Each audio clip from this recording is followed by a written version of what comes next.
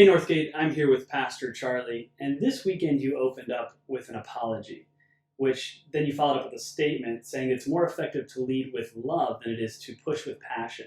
Now, for the sake of time, you weren't able to elaborate on that, so I just kind of wanted to capture your heart right now of what you meant by leading with love versus pushing with passion. Right. So it's what I started with and said that sometimes as a parent you have to come back to your child and apologize because you're learning to be a parent in real time and there's mistakes that you make that you don't realize till after the fact. So when I said that it's more effective to lead with love than to push with passion, it's probably the summary. It's a one-liner summary of the season that I have just come through pastoring this church, and it's something that people no doubt have felt the effects of. And I think it comes back to um, when you're leading a church, not only are you responsible to present God's word, you're also to shape the direction and help people improve their relationship with God or grow closer to Him. And I've just discovered and made the apology because as you shepherd a group of people, unlike in business where everybody already knows that if you're a business owner, you're going to be the most passionate, most concerned person when it comes to that business. The similarity in church is that as a pastor or a shepherd, you're going to care about what goes on with the church more than anybody does. The difference between business and shepherding is that what you're doing is to bring people with you. So all of a sudden you're faced with this dilemma when people don't respond to what you're asking of them, that it's very easy to get frustrated or to start pushing with passion versus leading with love because you see that there's this lack of response. And um, the apology came from realizing that I've pushed with a little bit of passion and affected people through my frustration. And the realization for me has been that as a shepherd, my responsibility is to lead, is to direct, is to feed, but not to grow. Shepherds don't grow sheep. God grows sheep.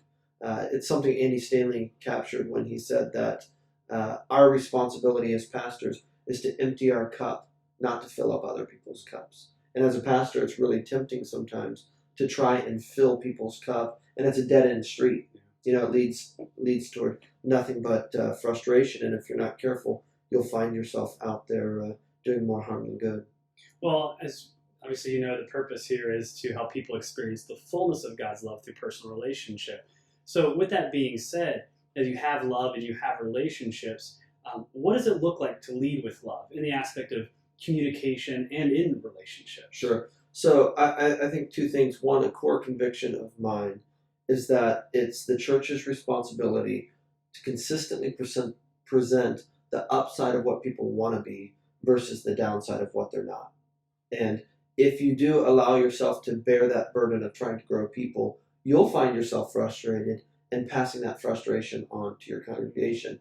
And you'll start preaching the downside of what people are not more than you preach the upside of what they can be. So that's the first thing, is to keep the appropriate outlook on presenting God's word. And then second is you got to be careful, or I have learned that I have to be careful to talk to people and not talk to groups. The easiest thing in the world to do is to stand up there Sunday morning, to be frustrated with a lack of response or a lack of participation, and throw a message out there to a whole group and cause a lot of problems. Because we think it's easy to talk to a big group and to throw that message out there, but really with how many different people and different scenarios are out there in your congregation, you'll do more harm than good if you think you can communicate critical messages to a group versus to specific people. So it's a call to be better communicators, to get out there in advance, to get information out in advance, and then follow up with individuals if you're frustrated. Well, I appreciate you sharing, especially on Sunday with that, and then especially right now as we kind of dive more into it. And hopefully you guys heard a little bit more about Pastor Charlie's heart of what it means to lead with love. And if you have any questions or comments, please feel free to email us at info@thenorthgate.org, or you can follow us at Twitter @TNGDayton, or you can go ahead and like us on Facebook. So thanks again for watching this, and thank you, Pastor Charlie, for sharing your heart with us. Thanks, John.